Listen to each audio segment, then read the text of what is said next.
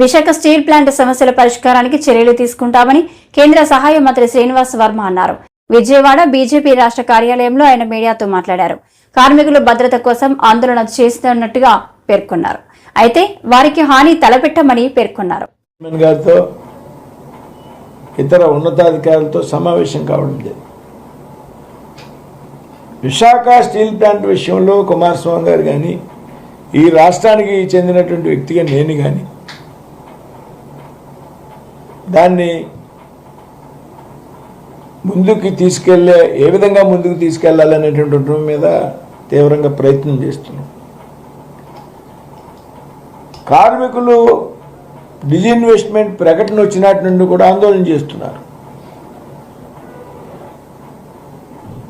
వారి యొక్క ఉద్యోగ భద్రత కోసం, వారి కుటుంబాలు రోడ్డున పడకుండా ఉండాలనేటువంటి ఒక డిమాండ్తో కార్మికులు పొట్టకొట్టాలనేటువంటి ఆలోచన కేంద్ర ప్రభుత్వానికి లేదు.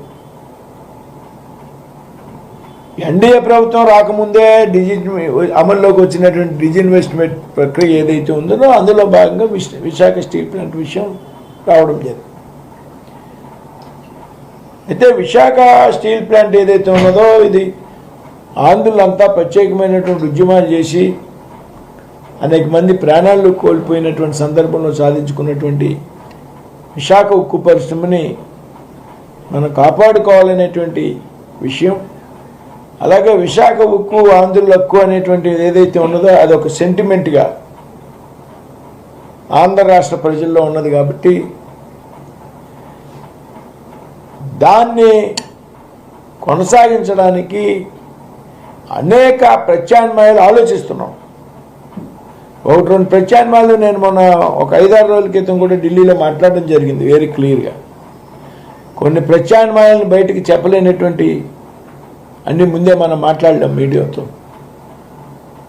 ఎన్ని ప్రయత్నాలు జరగాలో విశాఖ స్టీల్ ప్లాంట్ విషయంలో అన్ని ప్రయత్నాలు కూడా జరుగుతూ ఉన్నాయి. పెద్ద ఎత్తున నష్టాలు వస్తున్నాయి. కాబట్టి ఆ నష్టాలను నివారించి దాన్ని ఒక తాత్కాలికమైనటువంటి పరిష్కారం కాకుండా, అంటే విశాఖ స్టీల్ ప్లాంట్కి గతంలో ఒకసారి ప్యాకేజ్ ఇవ్వడం జరిగింది. వీళ్ళ ప్యాకేజ్ అడుగుతున్నారు. ప్యాకేజ్ ఇవ్వడం సమస్య కాదు. మన రాష్ట్రానికి చెందినటువంటి నిర్మలా సీతారామన్ పెద్దలకి, పార్టీలో ఇతర పెద్దలకి అందరికీ కూడా మాట్లాడుతూ ఉన్నాం. అంటే ఒక తాత్కాలికమైనటువంటి పరిష్కారం కాకుండా ఒక శాశ్వతమైనటువంటి పరిష్కారం. విశాఖ ఉక్కు మళ్ళీ ప్యాకేజీకి రాకూడదు. విశాఖ ఉక్కు దాని కాళ్ళ మీద అది నిలబడాలి. దాని లాభాల్లోకి తీసుకురావాలి. తాత్కాలిక ఉపశమనం కోసం మనం ప్రయత్నం చేయడం కన్నా కాకుండా ఒక శాశ్వతమైనటువంటి పరిష్కారం దిశగా మనం వెళ్ళాలి అనేటువంటి ఆలోచనలో మంత్రులుగా ఉన్నట్టు మేమిద్దరం కానీ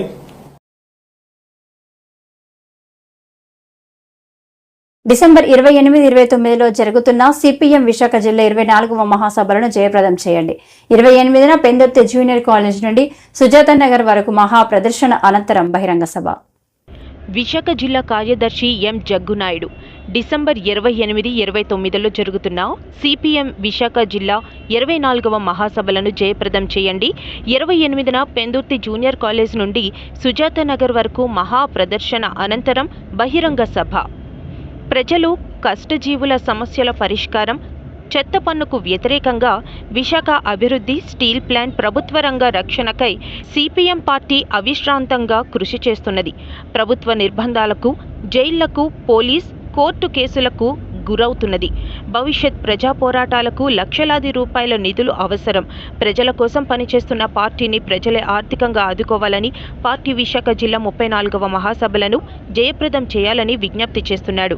ఆస్తి విలువ ఆధారంగా భారీగా ఇంటి పనులు వేసి దీనికి ప్రతి ఏటా 15% చొప్పున పెంచుతున్నది. నెత్తిపై యూజర్ ఛార్జీలు, మురుగునీటి ఛార్జీలు వేసింది. చట్ట విరుద్ధ చెత్త పన్నుపై హైకోర్టులో సిపిఎం కేసు వేసింది. బి వెంకట్రావు గారు సిపిఎం పార్టీ గోపాలపట్నం జోన్ కార్యదర్శి వి జగన్, పార్టీ జిల్లా సెక్రటరీ సభ్యులు ఆర్పీసీ కుమార్ గారు, పార్టీ జిల్లా సెక్రటరీ సభ్యులు బి రాము గారు, పెద్దూరు జోన్ పార్టీ కార్యదర్శి. సిపిఎం పార్టీ విశాఖ జిల్లా 24వ మహాసభలు డిసెంబరు 28, 29 తేదీల్లో పెందుర్తిలో జరుగుతాయి. ఈ మహాసభలు విజయవంతం చేయడం కోసం జిల్లాలో ఉన్నటువంటి ప్రజలు, కార్మికులు, శ్రేయోభిలాషులు ఆర్థిక సహకారం అందించి మహాసభలు జయప్రదం చేయాల్సిందిగా మీ ద్వారా విజ్ఞప్తి చేస్తున్నాం. సిపిఎం పార్టీ అనేక ప్రజా ఉద్యమాలు, కార్మిక ఉద్యమాలు నిర్వహిస్తూ ఉంది. చెత్త పన్ను విలువ ఆధారిత ఆస్తి పన్ను వ్యతిరేకంగా పెద్ద ఎత్తున ఉద్యమించాం. చెత్త పన్ను చెల్లించొద్దని ప్రజలకి పిలిపించాం. మా ఆందోళనకి పిలుపుకి ప్రజలు విశేషంగా స్పందించారు. వేలాది మంది చెత్త పన్ను కట్టలేదు. ఫలితంగా ఈరోజు కొత్త ప్రభుత్వం వచ్చి చెత్త పన్ను రద్దు చేసింది. ఇది ప్రజా విజయం. విజయం సాధించినటువంటి ప్రధానికారికి, రద్దు చేసినటువంటి ముఖ్యమంత్రికి సిపిఎం పార్టీ అభినందనలు తెలియజేస్తూ ఉంది. అలాగే విలువ ఆధారిత ఆస్తి పన్ను ఇంకా పెండింగ్ ఉంది. దీనివల్ల ప్రజలు తీవ్ర ఆర్థిక ఇబ్బందులు పడుతూ ఉన్నారు. కాబట్టి విలువ ఆధారిత ఆస్తి పన్నును కూడా రద్దు చేసి ప్రభుత్వం ఎన్నికల్లో తెలిసినటువంటి మాటని అమలు చేయాలని చెప్పని మేము సిపిఎం పార్టీగా డిమాండ్ చేస్తున్నాం. ఎస్ఎన్ పాలకు కేటాయించిన భూమిని వెనక్కి తీసుకోవాలి. ఆ భూమిని విశాఖలోని పాత్రికేయులకు కేటాయించాలి. కూటమి ప్రభుత్వానికి తెలుగు శక్తి అధ్యక్షుడు బివి రామ్ విజ్ఞప్తి. భీమిలి ఎమ్మెల్యే గంటా శ్రీనివాసరావుకు వినతి పత్రం అందజేత ఎస్ఎన్ పాల్కు కేటాయించిన భూమిని వెనక్కి తీసుకోవాలి. ఆ భూమిని విశాఖలోని పాత్రికేయులకు కేటాయించాలి. కూటమి ప్రభుత్వానికి తెలుగు శక్తి అధ్యక్షుడు బివి రామ్ విజ్ఞప్తి. భీమిలి ఎమ్మెల్యే గంటా శ్రీనివాసరావుకు వినతి పత్రం అందజేత. పులివెందుల ఎమ్మెల్యే వైఎస్ జగన్ మానవతావాది కాదని బివి రామ్ విమర్శ. హిందూవాదినని శారదా పీఠాధిపతిని అంటూ మోసం చేస్తున్న స్వరూపానందేంద్ర సరస్వతికు గత ప్రభుత్వం కేటాయించిన భూమిని కూటమి ప్రభుత్వం స్వాధీనం చేసుకోవాలని తెలుగు శక్తి అధ్యక్షుడు బివి రామ్ విజ్ఞప్తి చేస్తున్నారు. స్వాధీనం చేసుకున్న భూమిని విశాఖలోని పాత్రికేయులకు కేటాయించాలని కోరారు. గత ప్రభుత్వంలో ఆన్లైన్ ద్వారా కూడా అప్లై చేసుకున్నారు. ఇదే అంశమై శనివారం భీమిలి ఎమ్మెల్యే గంటా శ్రీనివాసరావుకు బివి రామ్ వినతిపత్రం అందజేశారు. అనంతరం ఆయన మీడియాతో మాట్లాడుతూ హిందూ మతం పేరుతో ప్రజల్ని నమ్మించి మోసం చేస్తూ నయవంచకుడు ఎస్ఎన్ పాల్ స్వరూపానందేంద్ర సరస్వతి అని రామ్ ఆరోపించారు. పాలకు కేటాయించిన భీమిలిలో భూమిని కూటమి ప్రభుత్వం వెనక్కి తీసుకోవాలని చెప్పి భీమిలి శాసనసభ్యులు శ్రీ గంటా శ్రీనివాసరావు కట్టడం జరిగింది. ఎందుకంటే హిందూ మతం పేరుతో డ్రామాలు ఆడుతూ ఇవాళ హిందుత్వాన్ని ప్రమోట్ చేయకుండా భూములు దొబ్బేస్తున్న దొంగస్వామికి ఆ భూములు చెందకూడదని చెప్పి తెలుగు శక్తి గంటగాని కోరింది. అలాగే ఆ భూములు కూడా విశాఖ జర్నలిస్టులకి కేటాయించాలని చెప్పి విన్నపం చేశాం. ఎందుకంటే గత కొన్ని సంవత్సరాలుగా ఈ ప్రతిపాదన ఉంది కానీ అమల్లో జరగలేదు. మరి దీనిపైన కూడా గంటా గారు సానుకూలంగా స్పందించారు. నా దృష్టికి వచ్చిందని చెప్పి అన్నారు. మరి గతంలో మనం చూసాం, రామతీర్థాలు శ్రీరామ శిరస్సు చేసినప్పుడు కూడా మాట్లాడలేదు.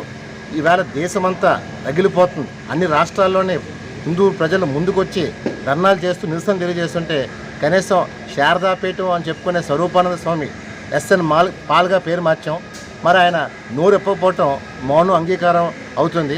ఆయన హిందుత్వం కాదని ఆయనే స్వయంగా ఒప్పుకున్నారు. మేము అడిగాం, చెప్పమని చెప్పడినా సరే దాని గురించి నోరు ఎప్పట్లేదు. మరి ఇలాంటి వ్యక్తికి, ఇలాంటి దొంగస్వామికి గత ప్రభుత్వం కేటాయించింది. అందువల్ల జగన్మోహన్ రెడ్డి ఏదైతే మానవతావాది అని చెప్తాడో అంత బూటకం అది. ఆయన సొంత చెల్లెలు సునీత న్యాయం చేయలేకపోయాడు. తన బాబాయిని ఎవరు చంపారు 5 ఏళ్ళలో చెప్పలేకపోయాడు. ఇవాళ తన సొంత చెల్లి షర్మిల గారు మణిపూర్లో క్రిస్టియన్ల పైన దాడి జరిగితే నువ్వు ఒక క్రిస్టియన్ అయ్యుని కూడా స్పందించని చెప్పి స్వయాన ఆమె సోదరి షర్మిల జగన్మోహన్ క్రిస్టియన్ చెప్పింది. మరి ఇంతకంటే ఏం కావాలి జగన్మోహన్ క్రిస్టియన్ చెప్పడానికి? ఈవేళ మానవతావాది అయిన ముసుగులో జగన్మోహన్ డ్రామా ఆడుతున్నారు. నేను ఒకటే కోరుతున్నాను, ఈ స్వరూపానంద స్వామి ఏదైతే ఎస్ఎన్ పాల్గా పేరు మార్చామో ఈయన జగన్ ఎదురు తోడు దొంగలు, ఇద్దరూ కలిపి ఆంధ్రప్రదేశ్ ప్రతిష్టను మంట కట్టడానికి చూస్తున్నారు. సో దయచేసి ఆ భీములలో ఏవైతే 15 ఎకరాల భూమి కేటాయించారో ఆ భూమి వెనక్కి తీసుకొని విశాఖ జర్నలిస్ట్కి ఇచ్చి న్యాయం చేయమని కూటమి ప్రభుత్వాన్ని, ముఖ్యమంత్రి చంద్రబాబు గారిని, పవన్ కళ్యాణ్ గారికి గంటా శ్రీనివాసరావు కోరాను. దానిలో డెఫినెట్గా న్యాయం జరుగుతుందని ఆ భూమి వెనక్కి తీసుకుని హిందూ మతం కాపాడని కోరుతున్నాను. జై హింద్. లడ్డు వివాదంపై సుప్రీంకోర్టు తీర్పును స్వాగతిస్తున్నామని మాజీ మంత్రి కురసాల కన్నబాబు అన్నారు. శనివారం ఆయన మీడియా సమావేశంలో మాట్లాడుతూ ఈ తీర్పు చంద్రబాబుకు చెంపపెట్టు అన్నారు. దేవుడిని రాజకీయాల్లోకి లాగొద్దని సుప్రీం స్పష్టం చేసింది. డైవర్షన్ పాలిటిక్స్ కోసం చంద్రబాబు శ్రీవారిని వాడుకున్నారని అన్నారు. వ్యవస్థని సుప్రీంకోర్టు నియమించింది. దీంతో నిజానిజాలు నిగ్గు తేలుతాయని అందరం భావిస్తూ ఉన్నాం. అయినా సరే తెలుగుదేశం పార్టీ, చంద్రబాబు నాయుడు గారు, వారితో కలిసి ప్రయాణం చేస్తున్న వాళ్ళు ఈ దుష్ప్రచారాన్ని విడిచిపెట్టట్లేదు. ఇంకా కట్టుకథలు ప్రచారం చేస్తూనే ఉన్నారు. ఎంత దుర్మార్గమైన అబద్ధాలు ప్రచారం చేస్తున్నారంటే, జగన్మోహన్ రెడ్డి గారిని కించపరుస్తున్నాము, జగన్మోహన్ రెడ్డి గారిని తగ్గిస్తున్నాము అనుకుంటూ ఈ రాష్ట్రంలో కాదు దేశంలోని, అదే ప్రపంచవ్యాప్తంగా పవిత్రంగా కొలిచే వెంకటేశ్వర స్వామి ఖ్యాతిని, విశిష్టతని తగ్గిస్తున్నామనే ఆలోచన వాళ్ళకి ఎందుకు లేదో అర్థం కావడం లేదు. ఇంకా కట్టుకథలు ఎంతకాలం మీరు ప్రచారం చేస్తారని అడుగుతున్నా. ఒక పక్క ఎన్డీడీబీ ఇచ్చిన నివేదిక కూడా ఇది మేము ఇచ్చింది పూర్తిగా దీన్నే నమ్మడానికి లేదని కూడా వాళ్ళే చెప్పారు. మదురై కోర్టు ఈ మధ్యనే ఒక తీర్పు కూడా చెప్పింది. ఒకే శాంపుల్ని కింగ్స్ ల్యాబ్లో చెన్నైలోను, అదేవిధంగా మరొక ల్యాబ్లోనూ 2 చోట్ల టెస్ట్ చేయిస్తే 2 వేరువేరు నివేదికలు ఎలా వచ్చాయి? ఒక చోట కల్తీ జరిగిందని, మరొక చోట జరగలేదని. ఎందుకు ఈ విధంగా వ్యత్యాసాలు వచ్చాయి? కేంద్ర క్వాలిటీ కంట్రోల్ ఏజెన్సీ పరిశోధనా ఫలితాలు ఎందుకు విడుదల చేయట్లేదని కూడా ఆ రోజు అడగడం జరిగింది. నేనేం చెప్తూ ఉన్నానంటే, ఇవాళ సిట్ వేశారు. సిబిఐ ఆధ్వర్యంలో సిట్ని, కొత్త విచారణ కమిటీని సుప్రీంకోర్టు నియమించింది. నియమించిన తర్వాత 2 సిబిఐ అధికారులు, 2 రాష్ట్ర ప్రభుత్వ అధికారులు, అదేవిధంగా ఫుడ్ సేఫ్టీ అథారిటీకి సంబంధించిన అధికారితో కలిపి 5గురితో ఒక కమిటీని నియమించి దీంతో ముందుకెళ్ళమని చెప్పింది. అయినా సరే తెలుగుదేశం పార్టీ విష ప్రచారాన్ని ఆపడం లేదనే విషయాన్ని ఈ సందర్భంగా మీ దృష్టికి తీసుకొస్తున్నాను. జూలైలో సంఘటన జరిగితే సెప్టెంబర్లో చంద్రబాబు నాయుడు గారు ముఖ్యమంత్రిగా జంతువు కొవ్వులు కలిసినాయని చెప్పి మాట్లాడతారు. మరో పక్క అసలు కలవలేదు, కలిసిన వెజిటబుల్ ఫ్యాట్స్ కల్తీ జరిగిన నెయ్యిని మేము వినియోగించలేదని పదే పదే ఈవో చెప్తూ ఉన్నారు. సుప్రీంకోర్టు కూడా అదే నివేదించారు. ఎందుకింత ప్రభుత్వాది నేతగా ఉండి ఇలాంటి దిగజారుడు వ్యాఖ్యలు ఎందుకు చేశారని మేము ప్రశ్నిస్తున్నాం. అందుకే సుప్రీంకోర్టు చాలా కేటగారికల్గా చెప్పింది నిన్ననే, దేవుని రాజకీయాల్లోకి లాగొద్దు, రాజకీయ డ్రామాలు, పొలిటికల్ డ్రామాలు వేయొద్దు, ఇంకా ఈ సంఘటనని రాజకీయం చేయొద్దని చాలా గట్టిగా చెప్పింది. ఎందుకంటే కోట్లాది భక్తుల మనోభావాలు దీంట్లో ముడిపడి ఉన్నాయని. ఇకనైనా దాన్ని గౌరవించి మీరు దీన్ని రాజకీయం చేయడం మానేసి అసలు విషయానికి రండి. డైవర్షనల్ పాలిటిక్స్ని ఇంకా పక్కన పెట్టండి. మీరు లడ్డూతో ఏమేమి డైవర్ట్ చేశారనేది అందరికీ, రాష్ట్ర ప్రజలందరికీ తెలుసు. ఏమేమి డైవర్ట్ చేయాలని ప్రచారం చేశారో ప్రతి ఒక్కరికి తెలుసు. తిరుమల ఆలయ పవిత్రత, నమ్మకం కాపాడేలా పనిచేయాలని సీఎం చంద్రబాబు అధికారులను ఆదేశించారు. తిరుమలలోని పద్మావతి అతిథి గృహంలో ఆయన సమీక్ష నిర్వహించి మాట్లాడారు. కొండపై గోవింద నామ స్మరణం తప్ప మరో మాట వినిపించకూడదు, ప్రశాంతతకు ఎక్కడ భంగం కలగకూడదని అన్నారు. దేనికి దానికి ఒక ప్రత్యేకత ఉంది, వడకు కూడా ఒక ప్రత్యేకత ఉంది. అలాంటి మళ్ళీ ఇవన్నీ కూడా టోటల్గా ప్రక్షాళన చేసి రాబోయే రోజుల్లో ఫీడ్బ్యాక్ కూడా తీసుకుంటాం. ఈరోజు మీరు చూస్తే ఉదయం ఒక అర్ధగంట నేను కూడా సమీక్ష చేశాను. నా సమీక్షలో ఒకప్పుడు ఏవైతే పగడ్బందీగా చేయడానికి మొత్తం గ్రీన్ కవర్ అయితే ఇప్పుడు 72%కి వచ్చాం. డీప్ ఏదైతే ఫారెస్ట్ ఉందో దీన్ని 72%కి వచ్చాం. దాన్ని 90% తీసుకుపోయే అవకాశం ఉంది. బయోడైవర్సిటీ కూడా ఫోకస్ చేయమన్నాను. అదే సమయంలో ఇక్కడ వాటర్ కన్జర్వేషన్ కూడా లాజికల్గా తీసుకుపోవాల్సిన అవసరం ఉంది. ఒకప్పుడు మెడిసినల్ ప్లాంట్స్ కూడా తీసుకొచ్చి పెట్టాం. ఇవన్నీ కూడా ఎందుకంటే ఒక పక్క బయోడైవర్సిటీ ఒకటి, రెండోది ప్రశాంతమైన వాతావరణాన్ని క్రియేట్ చేయడానికి అనుకూలమైన వాతావరణం చేయాలని చెప్పి ఉద్దేశంతో ముందుకు పోయాం. అది కూడా ఒకసారి మళ్ళా సమీక్ష చేశాను.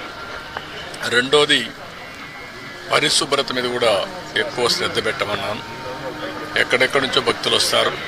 భక్తులు వచ్చినప్పుడు వాళ్ళకు కావాల్సింది వెంకటేశ్వర స్వామి నామం తప్ప ఇంకొకటి మాట్లాడే పరిస్థితి లేకుండా వాళ్ళు అన్ని విధాలు ఒక ప్రశాంతమైనటువంటి ఒక దివ్య క్షేత్రంగా ఇది ఎప్పటికప్పుడు ఉండాల్సిన అవసరం ఉంది.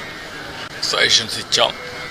అదే మరి ఇక్కడ ఫుడ్ కూడా ఏదో ఫ్యాన్సీ ఫుడ్లే కాకుండా ఇక్కడుండే భక్తుల మనోభావాలకు అనుకూలంగా ఇక్కడ మన సాంప్రదాయాలకు అనుకూలంగా ఉంటే చాలా బాగుంటుంది. అలాంటివి కూడా చేయమని చెప్పి ఆదేశాలు ఇచ్చాను. అదే మరి ఎండ్ టు ఎండ్ ఇవన్నీ కూడా ఒపీనియన్ కూడా తీసుకోవడం, భక్తుల మనోభావాల్ని గౌరవించడానికి ఏమేం చేయాలనో అవన్నీ చేస్తాం. ఇప్పుడు సేవకులు కొంతమంది ఉన్నారు, శ్రీవారి సేవకులు, వాళ్ళు కూడా ఎప్పుడో నేను ప్రవేశపెట్టాను. వాళ్ళు ఒక 15 లక్షల మంది అయ్యారు. వాళ్ళు కూడా ఒక స్పిరిచువాలిటీ సైడ్ ఎట్లా తీసుకెళ్ళాలి, వాళ్ళల్లో కూడా భక్తి భావం ఎట్లా పెంచాలి, ఇక్కడే కాకుండా నిజ జీవితంలో కూడా వెంకటేశ్వర స్వామి శ్రీవారి సేవకులు ఉన్నప్పుడు వాళ్ళు నిజ జీవితంలో కూడా దీన్ని ఆచరించాల్సిన అవసరం ఉంది. వాళ్ళకి కావాల్సిన ట్రైనింగ్ అవన్నీ ఇచ్చి వాళ్ళు కూడా కెపాసిటీ బిల్డింగ్ చేస్తాం. అదే మరి ఎక్కడికక్కడ సమాచారాన్ని కూడా తీసుకొని గత ప్రభుత్వ హయాంలో రివర్స్ టెండరింగ్ పేరుతో నెయ్యి నాణ్యతను భ్రష్టు పట్టించాలని టీడీపీ నేత విజయ్ కుమార్ విమర్శించారు. కేవలం ట్రెండింగ్ చేస్తే నార్త్ ఇండియా సంస్థలకు మాత్రమే కట్టబెట్టారని తెలిపారు. మంగళగిరిలోని టీడీపీ కేంద్ర కార్యాలయంలో నిర్వహించిన మీడియా సమావేశంలో ఆయన మాట్లాడారు. పోతే విజయ్ విశాఖ లాంటి డైరీలు వేసినా కూడా రివర్స్ టెండరింగ్ ప్రాసెస్లో మాకొద్దని వెళ్ళిపోయారా? వాస్తవం. దాని కర్ణాటక మిల్క్ ఫెడరేషన్ ఎందుకు 4-5 సార్లు రివర్స్ టెండరింగ్లో వెనక్కి వెళ్ళిపోయింది? ఈ కమిషన్లు ఇచ్చుకోలేకనా? వాస్తవం. రివర్స్ టెండరింగ్ అంటూ చాలా గొప్పగా చెప్పారు జగన్మోహన్ రెడ్డి గారు ఆయన వచ్చిన కొత్తల్లో, ఆయన ముఖ్యమంత్రిగా ఉన్నప్పుడు. అన్ని రంగాల్లో ఎలా అయితే అది రివర్స్ అయిపోయిందో, ఎలా బూమరాంగ్ అయిపోయిందో, నెయ్యి దీంట్లో కూడా అదే విధంగా రివర్స్ టెండరింగ్ తమకు అనుకూలంగా వాడుకున్నారు. ఆ 5 సంవత్సరాల పాటు ఏలిన టీటీడీ బోర్డు వాళ్ళు, టీటీడీ ఈవోలు, టీటీడీ చైర్మన్లు రివర్స్ టెండరింగ్ అని చెప్పి తాము చెప్పిన రేటుకి మొదటి బిడ్డింగ్ జరుగుతుంది, మళ్ళా వీళ్ళు చెప్పిన రేటుకే రివర్స్ బిడ్డింగ్ జరుగుతుంది. అందరూ కూడబలుకున్నట్టు 5-10 రూపాయల తేడాలతో వేస్తుంటారు. దీన్ని రివర్స్ బిడ్డింగ్ అయ్యారు. మనం చాలాసార్లు వీళ్ళు సిండికేట్ అయిపోయారా అని చాలాసార్లు ఆ మాట వింటుంటాం. ఖచ్చితంగా ఈ నెయ్యి విషయంలో దేవస్థానంలోని కాంట్రాక్టర్లు, దేవస్థానంలోని ఉద్యోగులు, అప్పటి కొంతమంది ఉద్యోగులు, కొంతమంది ఆఫీసర్లు, కొంతమంది బోర్డు సభ్యులు, ఈవో, చైర్మన్లు కలిసి ఒక ఉమ్మడి కుటుంబం మారి, బాగా కృష్ణవంశీ గారు ఉమ్మడి కుటుంబం మారి, అంతా నీకది నాకిది, ఈసారి నువ్వు తీసుకో, ఈసారి నేను తీసుకుంటా, ఈసారి నువ్వు L1గా ఉండు, ఈసారి నేను L2గా ఉంటాను, ఈసారి నువ్వు 13 లక్షల కేజీలు తీసుకో, ఈసారి నేను లాస్ట్ టైం వాడికి ఇచ్చాం కదా, ఈసారి ఒక బోలే బాబా ఉన్నారా వాడిని పిలుస్తాను రా ఈసారి. ఈ టైప్లో 5 సంవత్సరాల పాటు దోపిడీ డ్రామాను నడిపారు. ఇంత పెద్ద ఎత్తున టీటీడీ 52 లక్షల కేజీలు పర్ ఇయర్, 52 లక్షల కేజీలు సంవత్సరానికి టీటీడీ నెయ్యి కొనుగోలు చేస్తుంటే, భారతదేశం మొత్తం మీద కేవలం 15 సంస్థలు మాత్రమే ఈ 5 సంవత్సరాల్లో టెండర్గా అప్లై చేశాయి. ఆ 15 సంస్థల్లో కూడా 5 సంస్థలు, 4 ఆంధ్రావి, 1 కర్ణాటకది. మేము దీంట్లో పాల్గొనలేం బాబు, మాకు రివర్స్ వద్దు, ఏమొద్దు, మీ రివర్స్ మీ దగ్గర పెట్టుకొని వెళ్ళిపోయినాయి. సంగం డైరీ అప్లై చేసి ఫస్ట్ బిడ్డింగ్ చేసింది, వెళ్ళిపోయింది. విజయ్ విశాఖ వచ్చింది, వెళ్ళిపోయింది.